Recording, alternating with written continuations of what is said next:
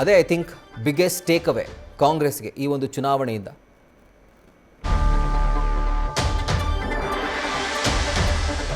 ತಮಿಳುನಾಡು ಆಯಿತು, ವೆಸ್ಟ್ ಬೆಂಗಾಲ್ ಆಯಿತು, ಕೇರಳ ಕೂಡ ಆಯಿತು. ಈಗ ಪಂಚರಾಜ್ಯಗಳಲ್ಲಿ ಒಂದಾದಂಥ ಅಸ್ಸಾಂ.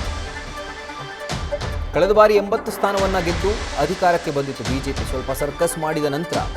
ಆದರೆ ಈ ಬಾರಿ ಅಂತೂ ಒಂದು ಕಂಫರ್ಟಬಲ್ ಮೆಜಾರಿಟಿಯನ್ನು ಬಿಜೆಪಿ ಪಡ್ಕೊಂಡಿದೆ. ಒಂದು ಸರಳ ಬಹುಮತವನ್ನು, ಸ್ಪಷ್ಟ ಬಹುಮತವನ್ನು, ಒಂದು ಪ್ರಚಂಡ ಬಹುಮತವನ್ನು ಬಿಜೆಪಿ ಪಡ್ಕೊಂಡಿದೆ.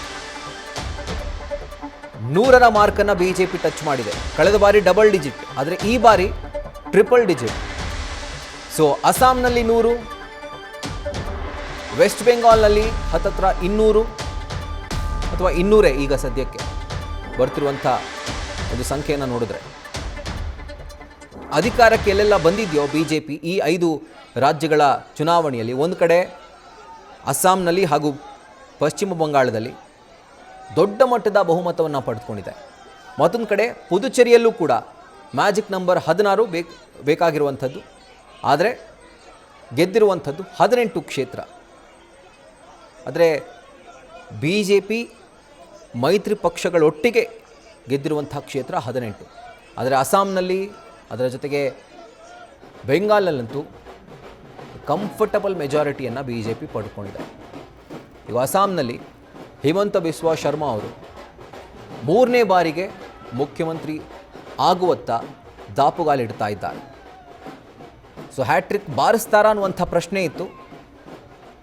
ಬಿ ಜೆ ಪಿ ಅಂತೂ ಆ ಹ್ಯಾಟ್ರಿಕ್ ಬಾರಿಸಿದೆ, ಆದರೆ ಹಿಮಂತ ಬಿಸ್ವಾ ಶರ್ಮಾ ಅವರೇ ಮುಖ್ಯಮಂತ್ರಿ ಆಗ್ತಾರೆ ಅಂತ ಕೂಡ ಹೇಳಲಾಗ್ತಾ ಇದೆ.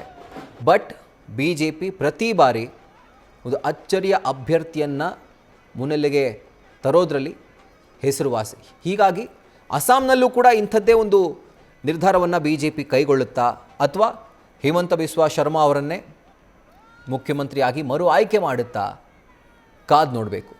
ಬಟ್ ಬಿ ಜೆ ಪಿ ಸರ್ಕಾರ ಅಂತೂ ಅಲ್ಲಿ ಬರ್ತಾ ಇದೆ, ಅದಂತೂ ಫಿಕ್ಸ್. ಆದರೆ ಮುಖ್ಯಮಂತ್ರಿ ಯಾರಾಗ್ತಾರೆ? ಹಿಮಂತ ಬಿಸ್ವಾ ಶರ್ಮಾ ಅವರೇ ಆಗ್ತಾರಾ, ಅಥವಾ ಅಚ್ಚರಿಯ ಅಭ್ಯರ್ಥಿಯನ್ನು ಬಿ ಜೆ ಪಿ ಘೋಷಣೆ ಮಾಡುತ್ತಾ? ಅದನ್ನು ಕಾದು ನೋಡಬೇಕು. ಅಸ್ಸಾಂನಲ್ಲೂ ಕೂಡ ಬಿ ಜೆ ಪಿ ಈ ಮಟ್ಟಕ್ಕೆ ಬಹುಮತವನ್ನು ಗಳಿಸಲಿಕ್ಕೆ ಕಾರಣ ಬಿ ಜೆ ಪಿಯ ಒಂದು ಸಂಘಟನೆ, ಅದರ ಜೊತೆಗೆ ಹಿಮಂತ ಬಿಸ್ವಾ ಶರ್ಮಾ ಅವರ ಒಂದು ಆಡಳಿತ. ನೋಡಿ, 2 ಟರ್ಮ್ ಆಗಿದೆ, ಇನ್ನೂ ಕೂಡ ಅವರಿಗೆ ಆ್ಯಂಟಿ ಇನ್ಕಂಬೆನ್ಸಿ ಅನ್ನುವಂಥದ್ದು ಕಾಣಿಸ್ತಾನೇ ಇಲ್ಲ. ಯಾಕಂದರೆ ಅಷ್ಟರ ಮಟ್ಟಿಗೆ ಅದನ್ನು ತಡೆಗಟ್ಟುವಲ್ಲಿ ಅವರು ಸಕ್ಸಸ್ ಆಗಿದ್ದಾರೆ ತಮ್ಮ ಯೋಜನೆಗಳ ಮುಖೇನ. ಆ್ಯಂಡ್ ನೆನಪಿನಲ್ಲಿಟ್ಕೊಳ್ಬೇಕು, ಅಸ್ಸಾಂನಲ್ಲಿ 35% ಅಷ್ಟು ಮುಸ್ಲಿಂ ವೋಟ್ಗಳಿದ್ದಾವೆ. 35%.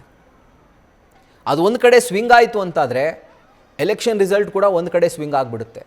ಸೊ ಅಂಥ ರಾಜ್ಯಗಳಲ್ಲೂ ಕೂಡ ಬಿ ಜೆ ಪಿ ತುಂಬ ಚೆನ್ನಾಗಿ ಪರ್ಫಾರ್ಮ್ ಮಾಡ್ತಾ ಇದೆ. ಸೊ 35% ಮುಸಲ್ಮಾನರ ವೋಟ್ ಇದೆ ಅಸ್ಸಾಂನಲ್ಲಿ, ಅಲ್ಲೂ ಬಿ ಜೆ ಪಿ ಗೆಲ್ತಾ ಇದೆ. ಕಾರಣ ಹಿಮಂತ ಬಿಸ್ವಾ ಶರ್ಮಾ ಅವರ ಆಡಳಿತ. 2 ಬಾರಿ ಅಧಿಕಾರಕ್ಕೆ ಬಂದಿದ್ದಾರೆ, ಆದರೆ ಇನ್ನೂ ಅವ್ರನ್ನ ಕಟ್ ಹಾಕೋದಕ್ಕೆ ಸಾಧ್ಯವಾಗಿಲ್ಲ. ಏನು ಗಮನಿಸ್ತಾ ಇದ್ದೀರಿ, ಬಿ ಜೆ ಪಿಯ ಕಚೇರಿ ಮುಂದೆ ಜಿಲೇಬಿನೋ ಜಾಂಗೀರೋ ಅದನ್ನು ಮಾಡಿ ಹಂಚ್ತಾ ಇರುವಂಥದ್ದು. ಸೊ ಅಸ್ಸಾಂನಲ್ಲಿ ಬಿ ಜೆ ಪಿ ಅಧಿಕಾರಕ್ಕೆ ಬರ್ತಾ ಇದೆ. ಅಕಸ್ಮಾತ್ ಏನಾದರೂ ಅನಿರೀಕ್ಷಿತ ಬೆಳವಣಿಗೆಗಳಾಯಿತು ಅಂತಾದರೆ ಅಸ್ಸಾಂನ ಬಿ ಜೆ ಪಿಯಲ್ಲಿ ಅಚ್ಚರಿಯ ಅಭ್ಯರ್ಥಿಯನ್ನು ಘೋಷಣೆ ಮಾಡಿದ್ರೂ ಕೂಡ ಯಾವುದೇ ಥರದ ಆಶ್ಚರ್ಯ ಅಂತೂ ಇಲ್ಲ. ಸೊ ಈ ಬಾರಿಯ ಚುನಾವಣೆ ಯಾವ ರೀತಿಯಾಗಿ ನಡೀತು, ಜಲ್ಮುರಿ ಇದು ಕೂಡ ಒನ್ ಆಫ್ ದ ಟಾಪಿಕ್.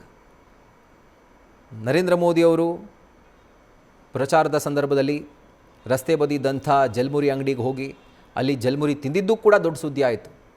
ಅದಕ್ಕೆ ಟಕ್ಕರ್ ಕೊಡೋ ರೀತಿ ಟಿ ಎಮ್ ಸಿ ಕೂಡ ಪ್ಲ್ಯಾನ್ ಮಾಡ್ಕೊಂಡಿತ್ತು, ಇನ್ಫ್ಯಾಕ್ಟ್ ಕೊಡ್ತು ಕೂಡ. ಆದರೆ ಈಗ ಅದೇ ಜಲ್ಮುರಿಯನ್ನು ಬಿ ಜೆ ಪಿಯ ಕಚೇರಿ ಮುಂಭಾಗ ಬಿ ಜೆ ಪಿ ಕಾರ್ಯಕರ್ತರು ಹಂಚ್ತಾ ಇದ್ದಾರೆ.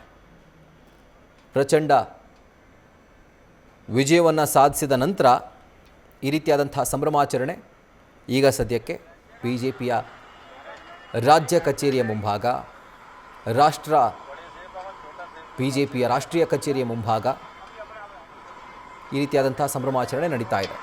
ಇನ್ನೊಂದು ಕಡೆ ನೀವು ಅಸ್ಸಾಂ ಆಯಿತು, ಕೊನೆಯದಾಗಿ ಪುದುಚೇರಿ. ಈ 5 ರಾಜ್ಯಗಳಲ್ಲಿ ಅತ್ಯಂತ ಕಡಿಮೆ ಸಂಖ್ಯೆಯನ್ನು ಹೊಂದಿದ್ದಂಥ ಪುದುಚೇರಿ 30 ಕ್ಷೇತ್ರಗಳು ಮಾತ್ರ, ಬೇಕಾಗದಂಥ ಮ್ಯಾಜಿಕ್ ನಂಬರ್ 16.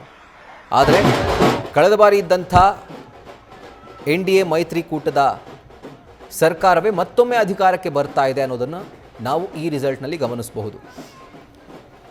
ಯಾಕಂದರೆ ಅಲ್ಲಿ BJP AINRC ಅನ್ನುವಂಥ ಪಕ್ಷದೊಟ್ಟಿಗೆ ಮೈತ್ರಿಯನ್ನು ಮಾಡಿಕೊಂಡಿದೆ. AINRC ಅಂತಂದರೆ ಆಲ್ ಇಂಡಿಯಾ NR ಕಾಂಗ್ರೆಸ್ ಅಂತ. N ರಂಗಸ್ವಾಮಿ ಅವರು ಮುಖ್ಯಮಂತ್ರಿಗಳು, ಅವ್ರದ್ದೇ ಕಾಂಗ್ರೆಸ್ ಪಕ್ಷ ಅದು. AINRC ಅದರೊಟ್ಟಿಗೆ BJP ಮೈತ್ರಿಯನ್ನು ಮಾಡಿಕೊಂಡು ಕಂಟೆಸ್ಟ್ ಮಾಡಿತ್ತು. ಈಗ ಆ ಮೈತ್ರಿ ಅಲ್ಲಿ ವರ್ಕೌಟ್ ಆಗಿದೆ. ನೋಡಿ, ನಿಮಗೆ ತಮಿಳುನಾಡು